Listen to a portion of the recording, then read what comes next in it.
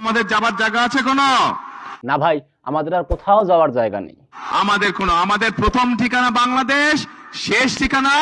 Ladies and gentlemen, welcome to London. আরে ভাই, এটা কি করলেন? আমাদের একা রেখে লন্ডন চলে গেলেন। হ্যাঁ দেখেন, একটু চার্লি চ্যাপলিন এসছেন। তারেক রহমান নাই, তিনি চার্লি চ্যাপলিন হয়ে গেছেন।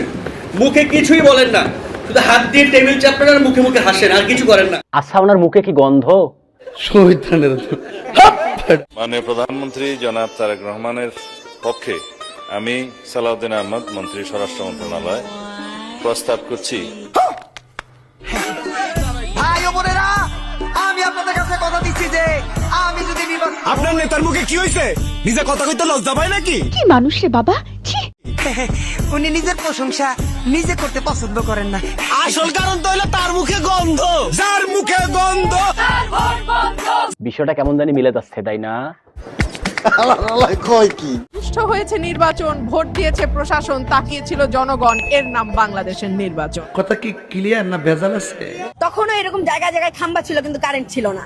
যে দেশের প্রধানমন্ত্রী খাম্বা, সে দেশের খাম্বা তো থাকবেই, কারণ থাকবা না থাক। এখনো জায়গায় জায়গায় পাম্প আছে, কিন্তু তেল নাই। তেল থাকবে কেমনে? মানে পাতি নেতারা এমপি মন্ত্রীদের তেল মারতে মারতেই তো তেল শেষ। বুঝলাম না ভাই, এই সরকার আসার পরে কিনা এরকম হয়, আমাদের পাম্প থেকে তেল থাকে না, খাম্বা থেকে কারেন্ট থাকে না। মন্ত্রীরা যখন সংসদে বক্তব্য দেন, তখন তারা অবলীলায় বলেন বাংলাদেশে জ্বালানির কোনো ঘাটতি নাই। ওনারা কিন্তু ঠিক কথাই বলেন। মানে কোথাও জ্বালানি থাকবা না থাক, তাদের স্টকে থাকতেই হবে। আপনারা সারা জীবন ভারতের বিরুদ্ধে রাজনীতি করে ভারতের সাথে গোপনে মিটিং করছেন। এই বিষয়ে আমি কিছু বলবো না। হুজুর, আপনি একটু বলেন তো। আমাদের একজন সরকার দলীয় সদস্য বলছেন আমরা ভারতের সাথে রাইতে মিটিং করি।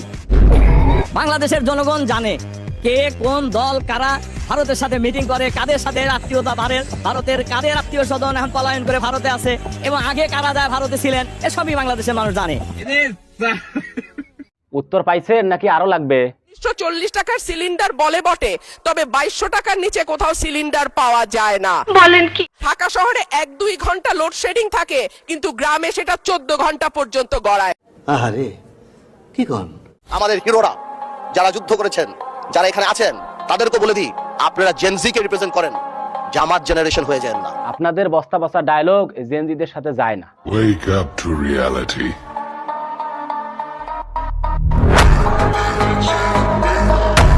তারা জানে তারা কোথায় গেলে দাসত্ব থেকে মুক্তি পাবে। বর্তমানে প্রাথমিক বিশ্ববিদ্যালয়গুলোতে মোট শিক্ষকের সংখ্যা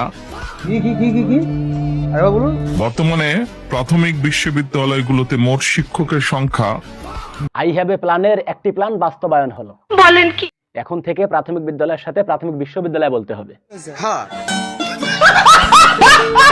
তো গাইস, এই ছিল আজকের ভিডিও। কেমন লাগলো ভিডিওটা কমেন্ট করে অবশ্যই জানাবেন। আর হ্যাঁ, যারা আমার চ্যানেল নতুন তারা অবশ্যই চ্যানেলটি সাবস্ক্রাইব করবে।